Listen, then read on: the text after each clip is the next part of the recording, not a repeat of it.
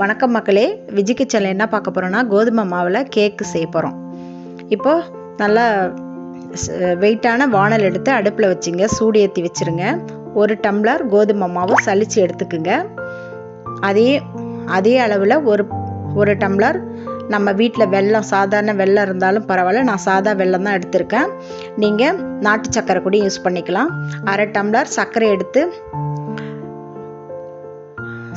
அரை டம்ளர் பால் எடுத்து வெல்லத்தில் ஊற்றி நல்லா மிக்ஸ் பண்ணி வச்சுக்கிங்க. இதில் 1/4 teaspoon baking powder, 1/4 teaspoon baking soda, அப்புறம் சாதா டேபிள் ஸ்பூன் கொஞ்சோண்டு தூள் உப்பு எடுத்து போட்டு மிக்ஸ் பண்ணி கலக்கி வச்சுக்கிங்க. இப்போ கேக்கு செய்ய போகிற பாத்திரத்தில் ஒரு கப்பு எடுத்துக்குங்க. அதில் நெய் தடவி வச்சுட்டு கோதுமை மாவை கொட்டி அதை ஃபுல்லாக அப்ளை பண்ணிக்கிங்க. அப்போ தான் கேக்கு நம்ம கரைச்சி வச்சதை ஊற்றுறதுக்கு வசதியாக இருக்கும், ஒட்டாமல் இருக்கும். அதுக்காக முன்னாடியே தடவி வச்சுக்கணும். இப்போது அந்த கோதுமை மாவில் கொஞ்சம் ஒரு முட்டை போட்டுக்குங்க. அதையும் நல்லா மிக்ஸ் பண்ணி வச்சுக்கோங்க.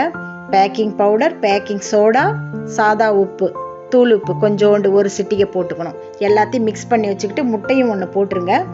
அப்புறம் நெய் 1 ஸ்பூனும், சாதா எண்ணெய் எந்த எண்ணெயாக இருந்தாலும் அது 1 ஸ்பூனும் போட்டு கலக்கி வச்சுக்கிங்க. இப்போது நம்ம வெல்லத்தை கரைச்சி வச்சுருக்கோம்ல, பால் ஊற்றி அதையும் ஊற்றிக்கிங்க. கொஞ்சம் கெட்டியாக இருந்துச்சுன்னா மறுபடியும் கொஞ்சம் பால் ஊற்றி சேர்த்துக்குங்க.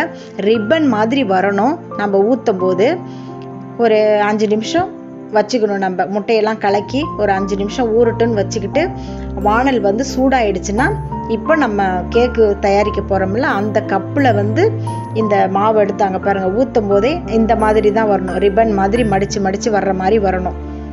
இப்போ நம்ம அதை ஊற்றி வச்சுக்கலாம். ஊற்றி வச்சுக்கிட்டு அந்த வானல் மேலே வச்சுருங்க. வானல் இப்போ ஹீட்டாக இருக்கும். நம்ம சாதாரணமாக வீட்டில் இருக்கிற வானல்லே செஞ்சுக்கலாம் கேக்கு. அது மேலே எடுத்து வச்சுருங்க. இப்போ சூடாக இருக்கும் வானல். இப்போது இந்த கிண்ணத்தை வச்ச உடனே சிம்மில் வச்சுருங்க. கொஞ்சம் சிம்மில் வச்சு 40 நிமிஷம் 45 நிமிஷம் வச்சுருங்க. இப்போ பாருங்கள், வெந்துருச்சு. நல்லா வெந்துருச்சா வேகலையான்னு பார்க்கணும். கத்தி வச்சு இல்லை ஒரு குச்சை வச்சோ பார்த்தோம்னா ஒட்டாமல் வந்துச்சுன்னா வெந்துருச்சுன்னு அர்த்தம். நம்ம அதை எடுத்து பத்திரமா எடுக்கணும். சுட்டுடும், ஏன்னா நல்ல வெயிட்டான வானலாக இருக்கும். அதை பத்திரமா எடுத்து கவுத்து வச்சுக்கிங்க. கவுத்துட்டு ஒரு 1/2 மணி நேரம் இல்லை 1 மணி நேரம் சூடு ஆறின பிறகு மூடி போட்டு ஆற வச்சுருங்க. ஒரு துணியை போட்டு அதுக்கு ஆறின உடனே இப்போ நம்மளுக்கு தேவையான பருப்பு ஐட்டம், ஏதாவது முந்திரி பருப்பு இல்லைனா பிஸ்தா பருப்பு இருந்துன்னா சீவி அது மேலே போட்டுக்குங்க.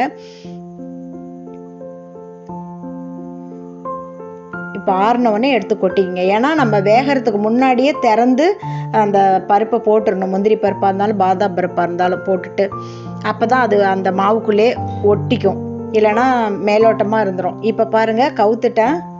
சூப்பராக வந்துருச்சு பாருங்கள், ஒட்டாமல் வந்திருக்கு.